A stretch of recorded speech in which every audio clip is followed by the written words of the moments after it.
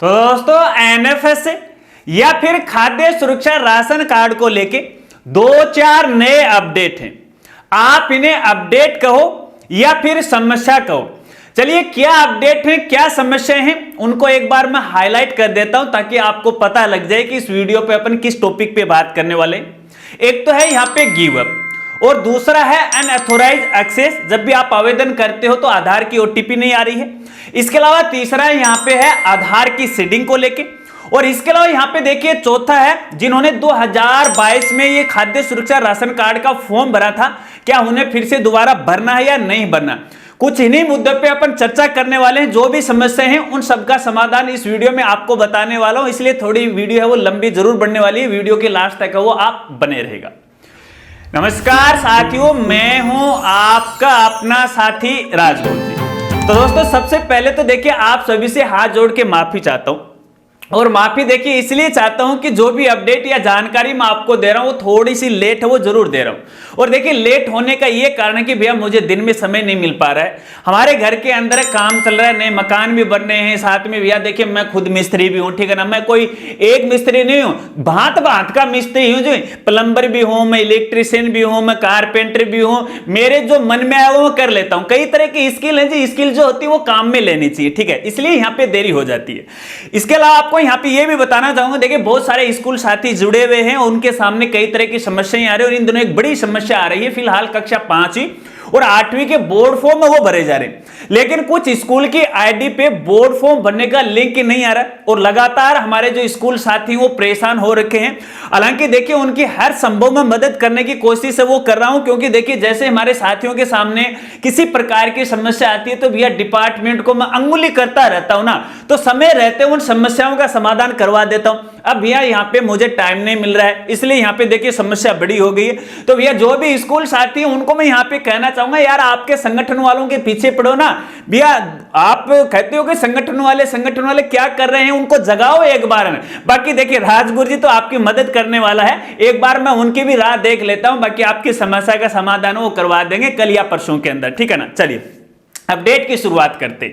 जैसा कि दोस्तों आप सबको पता है कि अपने राजस्थान में 26 जनवरी 2025 से खाद्य सुरक्षा राशन कार्ड में नए नाम जोड़ने के लिए आवेदन फॉर्म भरना शुरू हो चुके हैं। इस बारे में आप सब अच्छी तरह से जानते हैं, जो नहीं जानते हैं तो उसके लिए भी अलग अलग वीडियो बना रखी है।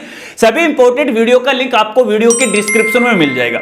लेकिन जैसे ही आवेदन फॉर्म भरना शुरू हुए तो भैया तरह तरह की समस्याएं हमारे साथियों के सामने आने लगी। चलिए एक एक समस्या पे अपन बात करते हैं और सबसे पहले यहाँ पे जो आज का नया अपडेट है वो मैं आपको यहां पे बताता हूं।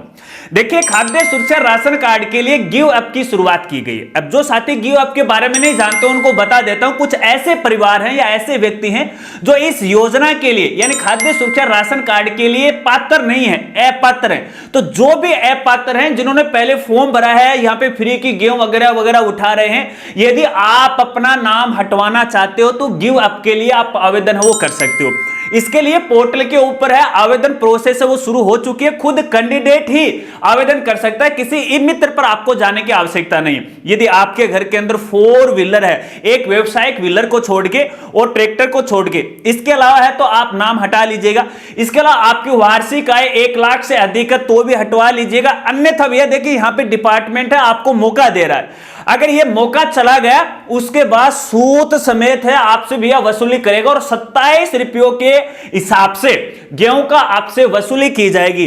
तो आप देख लीजिएगा, यदि आप सुविधा संपन्न है तो अपना नाम है वो हटवा लीजिएगा। चलिए इसके अलावा दूसरा अपडेट और बड़ी समस्या आ रही है कल से, और देखिए ये जो समस्या है वो है अनऑथोराइज्ड एक्सेस की। देखिए वैसे तो मुझे देरी हो रही है, हालांकि देखिए बहुत सारे साथी लगातार मुझे इंस्टाग्राम पे है जो भी एरर आ रहे हैं, जो भी समस्याएं आ रही है लगातार भेज रहे हैं और मैं भी डिपार्टमेंट के साथ लगातार संपर्क में हूं। ऐसा नहीं कि मैं वीडियो देरी से बना रहा हूं तो मैं नींद में सोया हूं, नहीं। जैसे ही समस्या आती है तुरंत डिपार्टमेंट के साथियों को अवगत करवाता हूं, क्योंकि भैया मैं उनको व्हाट्सएप पे और मोबाइल नंबर वगैरह वगैरह रहते हैं मेरे पास, तो मैं अवगत करवा देता हूं, ठीक है। तो जैसे ही कोई कैंडिडेट फिलहाल यहां पे नया आवेदन फॉर्म भरना जाता है और अपना यहां पे राशन कार्ड नंबर डालता है, सदस्यों के नाम है वो उनको दिखाई देते हैं और जैसे चुने वाले ऑप्शन पे क्लिक करते हैं तो अनऑथोराइज्ड एक्सेस की समस्या आ जाती है। तो सबसे पहले तो ये समझ लेते हैं कि आखिरकार ये क्या मामला है। देखिए दोस्तों, अपना जो राशन कार्ड है वो आधार कार्ड साथ लिंक होना चाहिए। जब भी अपन कोई नया आवेदन करते हैं तो अपने आधार कार्ड के साथ जो भी मोबाइल नंबर लिंक होता है उस पर एक ओटीपी आती है, और ओटीपी वेरीफाई होने के बाद ही हम आवेदन फॉर्म है वो भर सकते हैं। लेकिन यहां पे ओटीपी नहीं आ रही है, ये जो अनऑथोराइज एक्सेस आ रखा है वो इसी ओटीपी का, यानी ये आधार की समस्या है। तो आपकी जानकारी के लिए बताना चाहूंगा, वैसे तो मैंने डिपार्टमेंट को अवगत करवा दिया, सबके सामने इस प्रकार की समस्या नहीं आ रही है, कुछ से के परिवारों के सामने समस्या आ रही है। और ये समस्या फूड डिपार्टमेंट की नहीं है, खाद्य सुरक्षा की समस्या नहीं है, ये समस्या है आधार अथॉरिटी की, क्योंकि यहां पे भी अपना आधार वो एक्सेस किया जा रहा है। तो कहीं ना कहीं यहां पे आधार वालों को या आधार का जो भी पोर्टल है फॉर सिक्योरिटी रीजन के कारण उनको ऐसा लग रहा है कि भैया गड़बड़ी हो रही है, कुछ 420 फ्रॉड हैक तो वगैरह तो नहीं किया जा रहा है। तो ऐसे में इस प्रकार की समस्या, तो ये कोई बड़ी समस्या नहीं है, कुछ समय के लिए समस्या। आज हमने संबंधित डिपार्टमेंट को जब अवगत कराया तो उन्होंने बोला कि हमने आधार अथॉरिटी को है तुरंत अवगत करवा देंगे और समस्या का जल्द से जल्द समाधान करवा देंगे। तो ऐसे में आपको चिंता करने की आवश्यकता, 1-2 दिन का आप और इंतजार कर लीजिएगा, आपकी समस्या का समाधान हो जाएगा। फिर भी नहीं होता है तो मुझे इंस्टाग्राम पे है जरूर सूचित कीजिएगा 4-5 दिन बाद में, ठीक है। चलिए, इसके अलावा यहाँ पे तीसरा जो अपडेट है वो है आधार सीडिंग को लेके। अब यहाँ पे देखिए बहुत सारे ऐसे परिवार हैं जो खाद्य सुरक्षा के लिए नया फॉर्म भरने जा रहे हैं। अब यहाँ पे फॉर्म ही नहीं भर पा रहे, क्योंकि यहां पे जैसे वो अपने राशन कार्ड नंबर डालते हैं तो किसी भी सदस्य का है यहां पे आधार कार्ड है वो अपने राशन कार्ड के साथ लिंक नहीं, सबके आगे यहां पे नहीं लिखा हुआ होता है, और सबके नहीं है तो कुछ एक के आगे लिखा हुआ होता है।